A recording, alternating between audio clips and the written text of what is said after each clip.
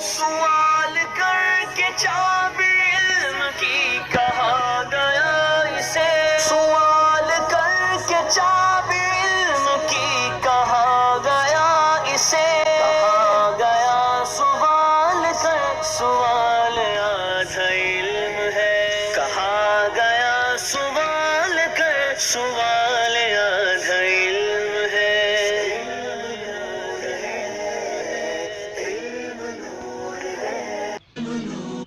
نحمده ونصلي على حبيبه الكريم اما بعد فاعوذ بالله من الشيطان الرجيم بسم اللہ الرحمن الرحیم۔ آج ہم انشاءاللہ عز و جل ننگے سر نماز پڑھنے کا حکم نقشے کے ذریعے سے جانیں گے۔ ننگے سر نماز پڑھنا کیسا، یعنی بغیر امامے کے، بغیر ٹوپی کے نماز ادا کرنا کیسا؟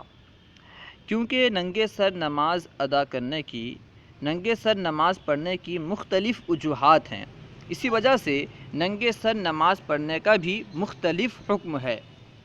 اگر کوئی بندہ، اگر کوئی شخص عاجزی و انکساری کی بنا پر، عاجزی اور انکساری کی وجہ سے ننگے سر نماز ادا کرتا ہے تو جائز ہے۔ اگر کوئی بندہ عاجزی کی وجہ سے، انکساری کی وجہ سے ننگے سر نماز ادا کرتا ہے تو یہ جائز اور درست ہے۔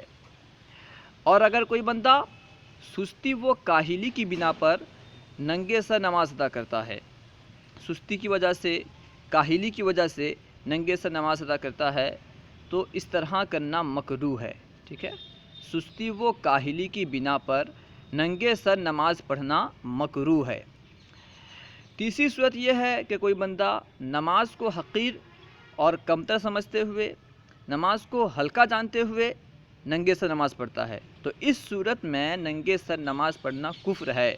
اگر کوئی بندہ نماز کو حقیر و کمتر اور ہلکا جاننے کی بنا پر ننگے سر نماز پڑھ رہا ہے تو اس صورت میں کفر ہوگا، کیونکہ اس نے نماز کو ہلکا جانا، اس لیے یہ کفر ہوگا اور وہ بندہ کافر کہلائے گا، ٹھیک ہے؟ الحاصل یہ کہ ننگے سر نماز پڑھنے کی 3 صورتیں ہیں۔ نمبر 1، عاجزی اور انکساری کی وجہ سے ننگے سر نماز پڑھنا۔